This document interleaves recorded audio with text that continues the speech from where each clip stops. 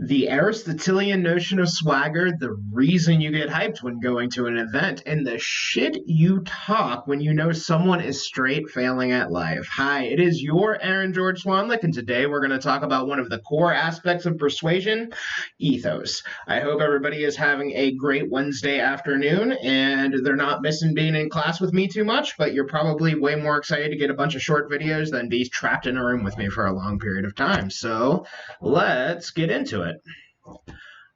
All right.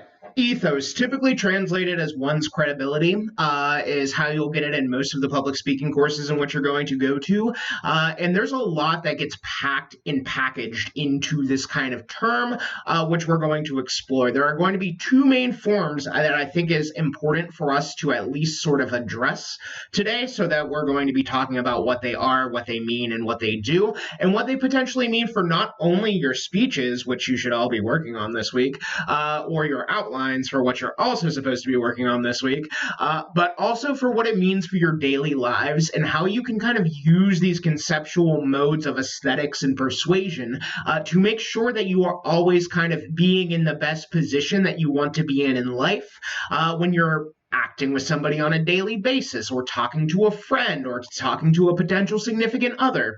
These are all important terms that I think we can explore and at least start to think about vis-a-vis our daily selves. So first up, we have this idea of the artistic ethos, or the performative kind of ethos. And this comes from a bunch of different things that you do, from how you dress, where you position yourself in the room. I know we had a video earlier where I was talking about having a speech where people were a little bit too close to the camera.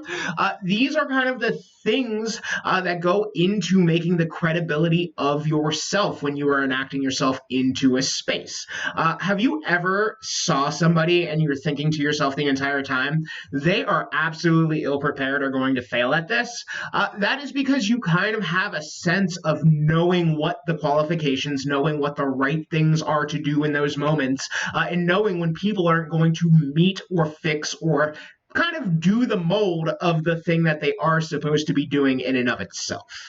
And so for an instance for that, you look at yourself and you look at your professor and you're just like, wow, this person really has no idea how to make a video right now, which is what you're probably thinking about when you're looking at me.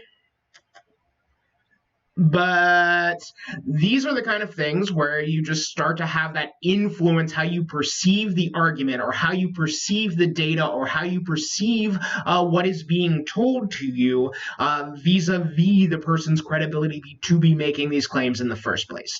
And a lot of this happens when you do things for yourself. So your audience is always going to have specific demands. When you're going for a job interview, there's probably a code of what you should be wearing, most likely something along the lines of what I'm wearing if you so dress this way.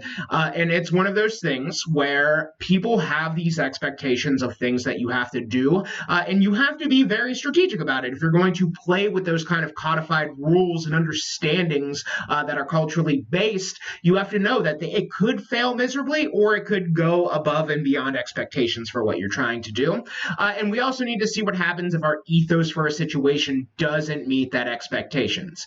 And I would like to always give a caveat when I'm talking about the performative nature of judging other people, because if I'm going to be quite frank, that's what I'm talking about here, is that we judge other people based upon the standards of what is to become expected. A lot of this partially promotes an idea of consumption. So you'll typically see a lot of wealth looking like it is credibility based upon the system that we live in, or our current understanding of cultural values. And that's also something that we should take into the back of our head, or at least consideration, and understand these things as we move forward in knowing what it means to look the part for anything you're going to be doing. So I always do this whenever I'm talking about ethos and how you dress. Tell me if it's a little bit different when I do the rest of the video dressed a little bit differently.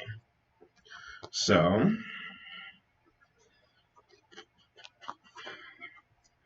when I instead come in in a shirt and tie on the first day of class, you're probably thinking this is going to be a good class. This person knows what he's doing. He's put together.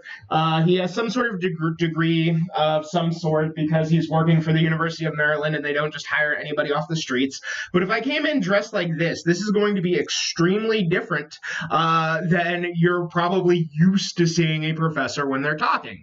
And it probably changes how you listen or interact with the knowledge that you're getting from that person based upon their standards of what they're doing and how they're dressed and what's going on in the background.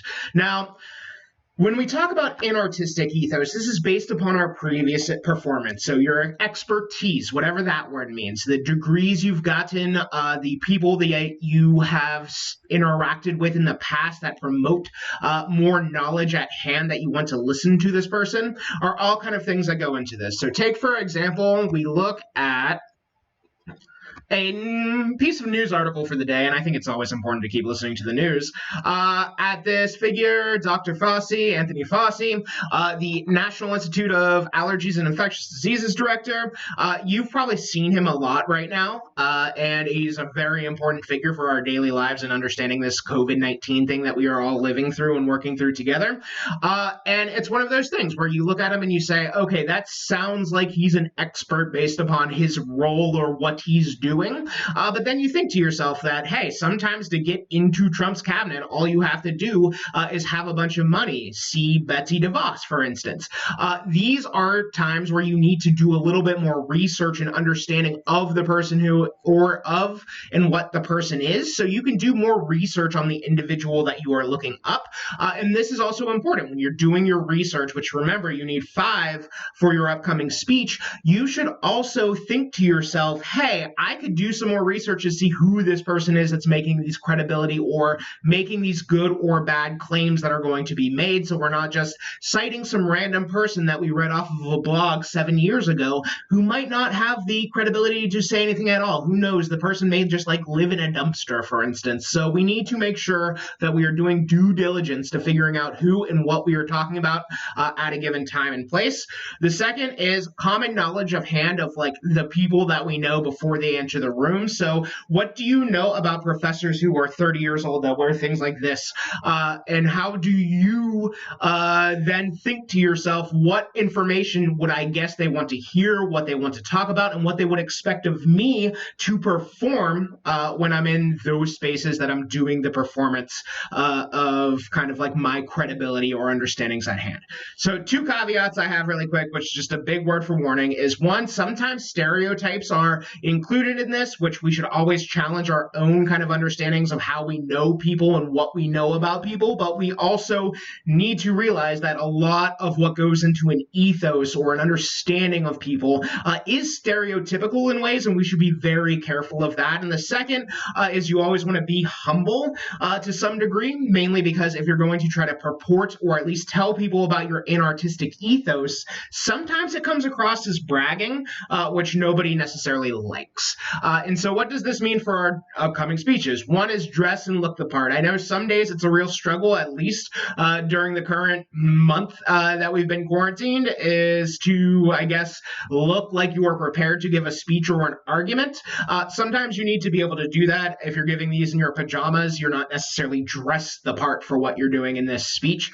And the second is to demonstrate your expertise in the speech, either via a performance or an acknowledgement at the start. This is what I've done. I've spent countless hours researching. Maybe I spent 100 or so hours working an internship for a doctor, and now I'm talking about this malaria strand, or at least let the audience know why they should be more likely to want to listen to you, and also let the audience know, i.e. for this speech, just me, nobody else will be listening to this, why you know this stuff that you know, so you can have a moment in the introduction where you're like, I have spent countless hours researching this, X, Y, and Z.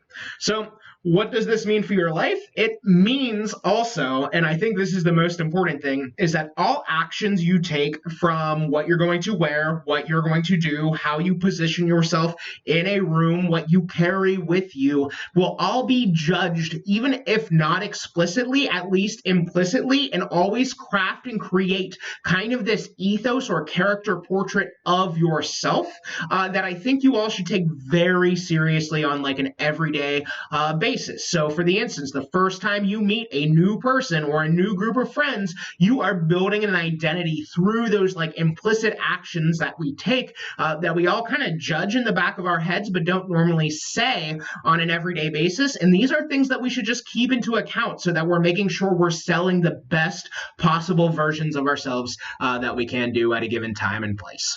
All right. That is kind of just my brief summarization of this kind of characterization of ethos vis-a-vis what we'll be doing in our speeches. Please let me know if you have any questions or need any help with anything during the upcoming weeks. I miss y'all and hope you're having a great day.